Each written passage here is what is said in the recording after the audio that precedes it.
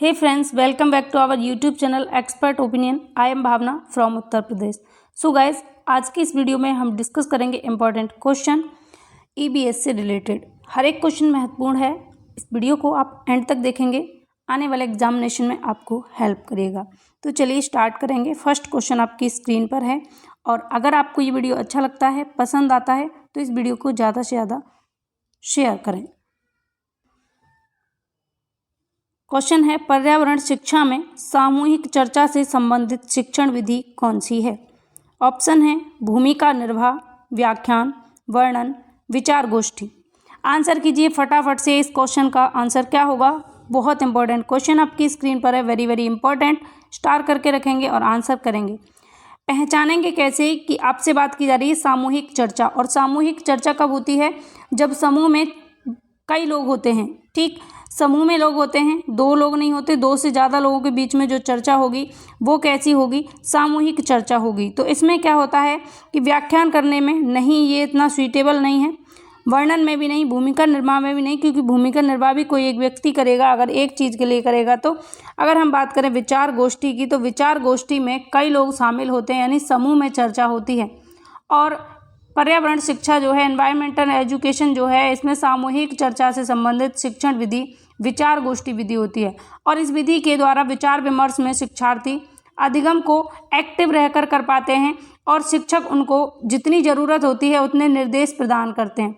और यह विधि जो है विचार गोष्ठी, ये शिक्षार्थी केंद्रित विधि होती है. इतना भी आपको याद रखना है. इंपॉर्टेंट क्वेश्चन रहेगा आपके एग्जाम के लिए, क्योंकि आपसे अगली बार ये पूछा जा सकता है कि विचार गोष्ठी जो विधि है ये कैसी है.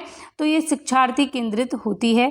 ठीक है, आगे चलते हैं. इसमें अध्यापक जो होगा पर्दे के पीछे होगा. ओके, विद्यार्थी कहाँ होगा? केंद्र में होगा. जैसे ये क्लास है आपकी, यहाँ विद्यार्थी है केंद्र में और अध्यापक है पर्दे के पीछे, या फिर निर्देशन देने वाला है. ठीक, सुलभ करता है, चीज़ों को सुलभ करने वाला है, आसान करने वाला है कौन? शिक्षक. और विद्यार्थी कौन है? केंद्र में. अकॉर्डिंग टू विद्यार्थी के सारी क्रिया चलने वाली है. क्वेश्चन है अगला, निम्नलिखित में से कौन सी गतिविधि पर्यावरण संरक्षण से संबंधित नहीं है? इनमें से कौन सी विधि है जो पर्यावरण संरक्षण से संबंधित नहीं है? ऑप्शन है वनोन्मूलन, प्राकृतिक संसाधनों का संरक्षण, बृहद पौधारोपण या जलाशयों की सफाई. पर्यावरण संरक्षण से संबंधित नहीं है. तो प्राकृतिक संसाधनों का अगर आप संरक्षण करते हैं तो ये पर्यावरण संरक्षण से संबंधित है. बृहद पौधारोपण या वृक्षारोपण भी संरक्षण से संबंधित है पर्यावरण के. इसके अलावा जलाशयों की सफाई भी. तीनों ही पॉइंट पॉजिटिव हैं, जबकि नेगेटिव क्वेश्चन है. तो ऑप्शन फर्स्ट करेक्ट होगा वनोन्मूलन. वनोन्मूलन जो है ये पर्यावरण संरक्षण से संबंधित नहीं है. ठीक, पर्यावरण संरक्षण का मुख्य अर्थ क्या होता है? तो प्राकृतिक संसाधनों की सुरक्षा और संरक्षण से इसका मुख्य अर्थ निकल के आता है. पर्यावरण संरक्षण से संबंधित गतिविधियां कौन कौन सी हैं ये आप जान लीजिए. जैसे प्राकृतिक संसाधनों का संरक्षण, बृहद पौधारोपण, जलाशयों की सफाई, मृदा संरक्षण, वन रक्षण, ये सारी चीज़ें किस में आएंगी? पर्यावरण संरक्षण में आएंगी. अगर आप किसी एग्जाम की तैयारी कर रहे हैं और आपके सिलेबस में पर्यावरण संरक्षण दिया हुआ है तो आपको ये सारे ही टॉपिक्स पढ़ने होंगे. जैसे प्राकृतिक संसाधनों का संरक्षण कैसे किया जाता है, क्या क्या रोकथाम की जाती है, किन तरीकों से प्राकृतिक संसाधनों को हम बचा सकते हैं, बृहद पौधारोपण करके कैसे हम अपने पर्यावरण को संरक्षित रख सकते हैं, जलाशयों की सफाई करके, मृदा का संरक्षण करके, वनों का संरक्षण करके. तो ये सारे पॉइंट किस में आते हैं? पर्यावरण संरक्षण में आते हैं. क्वेश्चन नंबर थर्ड, IEEP का पूर्ण रूप क्या है? IEEP इसकी फुल फॉर्म आपको बतानी है, क्या होगी? इंटरनेशनल एनवायरमेंटल एजुकेशन प्रोजेक्ट, या इंटरनेशनल एनवायरमेंटल एजुकेशन प्रोग्राम, या इंडियन एनवायरमेंटल एजुकेशन प्रोग्राम, या इंडियन एनवायरमेंटल एजुकेशन प्रोग्राम या प्रोजेक्ट. तो बताइए इसका आंसर क्या होगा? इसका करेक्ट आंसर होगा option second, international environmental education program. Option second इसका करेक्ट होगा. IEEP की फुल फॉर्म निकल के आती है. ठीक, ये एक कार्यक्रम है IEEP जो कि स्टॉकहोम में 1972 में आयोजित हुआ था. मानव पर्यावरण सम्मेलन की अधिशंसाओं के आधार पर यूनेस्को तथा UNEP ने मिलकर इसको तैयार किया था, ये भी आपको याद रखना है। पूछा जा सकता है IEEP प्रोग्राम किन संस्थाओं के द्वारा तैयार किया गया था, तो यूनेस्को और UNEP ने मिलकर के इसको तैयार किया था और शुरुआत में 1975 में ये हुआ था। ठीक, अगर इसका मुख्यालय आपसे पूछा जाए IEEP का मुख्यालय कहाँ पर है, तो इसका मुख्यालय पेरिस में है। इतना आपको याद रखना है IEEP से रिलेटेड। अगला क्वेश्चन, सतत एवं व्यापक मूल्यांकन का मुख्य उद्देश्य है। सतत और व्यापक मूल्यांकन यानी कंटिन्यूअस जो मूल्यांकन होता है उसका उद्देश्य क्या होता है? आंसर करेंगे फटाफट से। ऑप्शन को देख लेते हैं। विद्यालय में उपस्थिति के समय बालक के प्रत्येक पहलू का मूल्यांकन करना, या बालक के शारीरिक पहलू का मूल्यांकन करना, या विद्यालय में उपस्थित बालक की रुचि का मूल्यांकन करना, या विद्यालय में उपस्थित बालक के ज्ञान का मूल्यांकन करना। तो हमने सारे ऑप्शन को ध्यान से पढ़ा। हम फोर्थ ऑप्शन को देखते हैं। विद्यालय में उपस्थित बालक के ज्ञान और बोध का मूल्यांकन करना, बात तो सही लग रही है। थर्ड को देखते हैं। विद्यालय में उपस्थित बालक की रुचि का मूल्यांकन करना, बात तो ये भी ठीक लग रही है, रुचि का मूल्यांकन करना। सेकंड है बालक के शारीरिक पहलू का मूल्यांकन करना, ये भी बात कहीं तक ठीक है। इसके अलावा फर्स्ट ऑप्शन दिया है विद्यालय में उपस्थित बालक के प्रत्येक पहलू का मूल्यांकन करना। अब ऑप्शन चारों ही सही हैं, ऑप्शन चारों ही सही हैं, लेकिन पेडागोजी कहती है कि जो सबसे ज़्यादा बेस्ट है आपको वो चुनना है। इसीलिए पेडागोजी टफ बन जाती है, क्योंकि आपको 4 सही में से वो सही देखना है जो सबसे ज़्यादा बेस्ट है। तो हम अगर बात करें ऑप्शन फर्स्ट की, तो विद्यालय में उपस्थित बालक के प्रत्येक पहलू का मूल्यांकन करना, और प्रत्येक पहलू में शारीरिक मूल्यांकन भी आ जाएगा, रुचि का मूल्यांकन भी आ जाएगा, ज्ञान और बोध का मूल्यांकन भी आ जाएगा। तो फर्स्ट ऑप्शन जो है ये होलिस्टिक वे में है, यानी तीनों ऑप्शन को अपने अंदर समाहित किए हुए है, तो ऑप्शन फर्स्ट ज़्यादा करेक्ट है। ठीक, प्रत्येक पहलू में शारीरिक, मानसिक, संज्ञानात्मक, रुचि का, बोध का, ज्ञान का सारे ही मूल्यांकन सम्मिलित होते हैं, तो ऑप्शन फर्स्ट ज़्यादा बेटर है।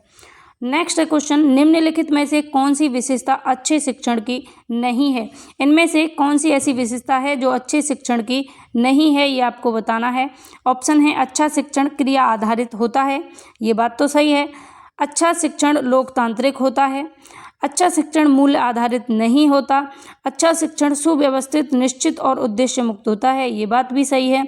बात दूसरी भी सही है कि लोकतांत्रिक होता है, लेकिन अच्छा शिक्षण जो है ये मूल्य आधारित नहीं होता, ये बात गलत है, क्योंकि अच्छा शिक्षण जो होगा वो मूल्य आधारित होता है। ठीक, शिक्षार्थी का जो सतत मूल्यांकन होता है वो 3 तरीके से हो सकता है। कौन से तरीके से? निदानात्मक मूल्यांकन, रचनात्मक मूल्यांकन और संकलनात्मक मूल्यांकन। ठीक, याद रखेंगे, इंपॉर्टेंट क्वेश्चन है आपके एग्जाम के लिए। आगे बढ़ते हैं अगले क्वेश्चन पर। पर्यावरण अध्ययन शिक्षण के दौरान विद्यार्थियों की शैक्षिक उपलब्धियों को देखने के लिए निम्नलिखित में से किस आकलन सूचक का प्रयोग किया जाना चाहिए? ऑप्शन है अवलोकन करना, चर्चा करना, प्रयोग करना, उपचारात्मक शिक्षण करना। आंसर बताइए इसका क्या होगा? इसका करेक्ट आंसर होगा ऑप्शन फर्स्ट, अवलोकन करना। पर्यावरण अध्ययन की शिक्षण के दौरान आप जो विद्यार्थियों की उपलब्धियों को देखना चाहते हैं, तो आप क्या करते हैं? अवलोकन करते हैं, रिपोर्ट बनाते हैं, चर्चा करते हैं, अभिव्यक्ति करवाते हैं, व्याख्या करते हैं, वर्गीकरण, प्रश्न पूछते हैं, उनसे विश्लेषण करवाते हैं। इसके अलावा न्याय और समानता के प्रति सरोकार और सहभागिता, ये सारी चीज़ें किससे जुड़ी हुई हैं? पर्यावरण अध्ययन से जुड़ी हुई हैं। नेक्स्ट, निम्नलिखित में से कौन सा नियम अधिगम के प्रयास व त्रुटि सिद्धांत से संबंधित नहीं है? ऑप्शन है पुनर्वलन का नियम, तत्परता का नियम, अभ्यास का नियम, प्रभाव का नियम। तो बहुत इजी क्वेश्चन है, लड्डू क्वेश्चन आपकी स्क्रीन पर है और वेरी वेरी इंपॉर्टेंट भी है। सो गाइज, आपको पता है तत्परता का नियम, अभ्यास का नियम और प्रभाव का नियम तीनों ही थॉर्नडाइक ने दिए थे प्रयास और त्रुटि के सिद्धांत में, जबकि पुनर्वलन के नियम की कहीं भी थॉर्नडाइक ने बात नहीं की। क्वेश्चन है, निम्नलिखित में से कौन सा विकल्प पर्यावरण अध्ययन की विषय वस्तु में सम्मिलित नहीं किया जाता? क्या नहीं किया जाता? पर्यावरण अध्ययन की विषय वस्तु में शामिल नहीं किया जाता, ऐसा कौन सा विषय है? ऑप्शन है वन संरक्षण, राजनीति संरक्षण, जल संरक्षण, तो मृदा संरक्षण। अब ये क्वेश्चन तो बहुत ज़्यादा ईजी है, सब इसका आंसर सही करेंगे। इसका करेक्ट आंसर होगा ऑप्शन सेकंड, राजनीति संरक्षण। इसके अलावा वन संरक्षण, जल संरक्षण, मृदा संरक्षण, ये तीनों ही पर्यावरण विषय वस्तु से रिलेटेड होते हैं। क्वेश्चन है भारत में लड़कियों और लड़कों की विवाह की न्यूनतम आयु क्या है? ऑप्शन है 16 वर्ष से 18 वर्ष, 16 वर्ष एवं 21 वर्ष, 18 वर्ष एवं 21 वर्ष, 21 वर्ष एवं 21 वर्ष। लड़कियों एवं लड़कों की विवाह योग्य आयु आपको बतानी है। तो लड़कियों की कितनी होती है? 18 ईयर और लड़कों की 21। तो ऑप्शन 3 करेक्ट हुआ।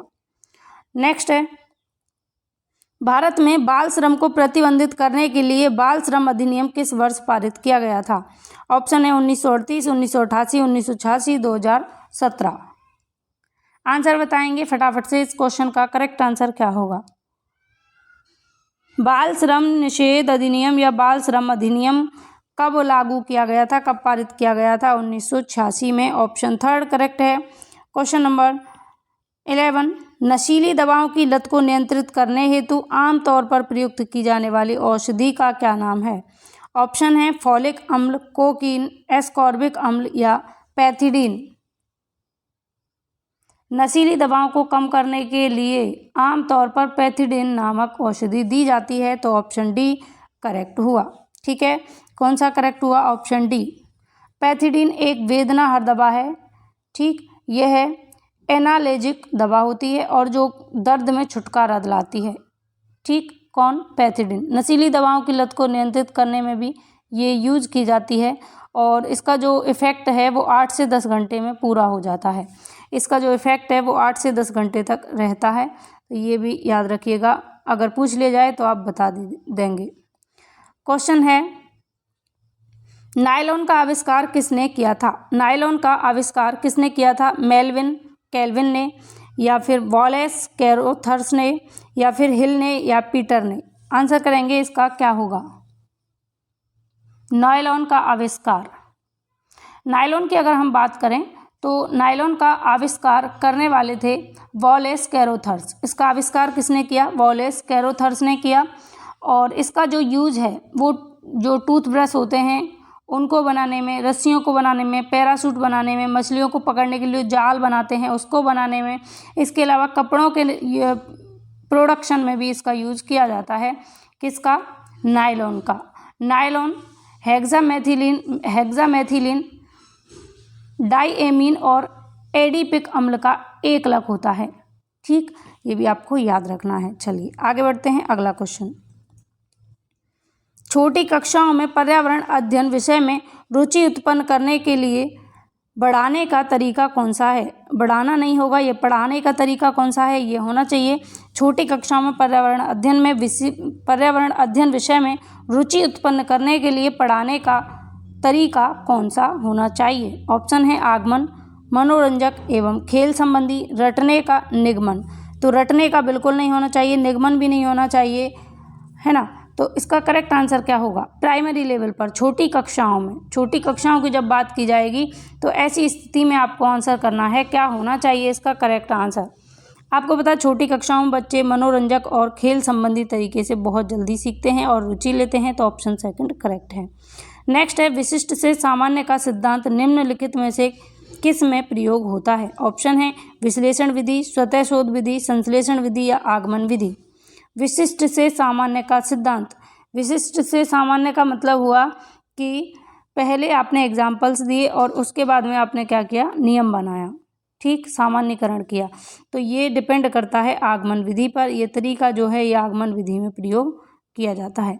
नेक्स्ट क्वेश्चन है कौन सी प्रक्षेपित सामग्री है? ऐसी कौन सी सामग्री है जो प्रक्षेपित है? ऑप्शन है बुलेटिन बोर्ड, OHP, प्रतिमान या फ्लेनल बोर्ड। इसका आंसर बताएंगे क्या होगा? करेक्ट आंसर होगा OHP। ऑप्शन 2 करेक्ट है OHP। OHP प्रक्षेपित सामग्री होती है। ऑप्शन बी यहाँ पर सही है। तो फ्रेंड आज हम रखते हैं सिर्फ 15 क्वेश्चन। आउट ऑफ 15 आपके कितने सही हुए अपना स्कोर ज़रूर बताएं। और ये वीडियो अगर आपको पसंद आया हो, अच्छा लगा हो तो वीडियो को ज़्यादा से ज़्यादा फ्रेंड्स के साथ में शेयर करें। आगे मिलेंगे हम अगली वीडियो में। इसके अलावा आगे और भी क्वेश्चंस हैं लेकिन आज हम डिस्कस नहीं कर रहे हैं।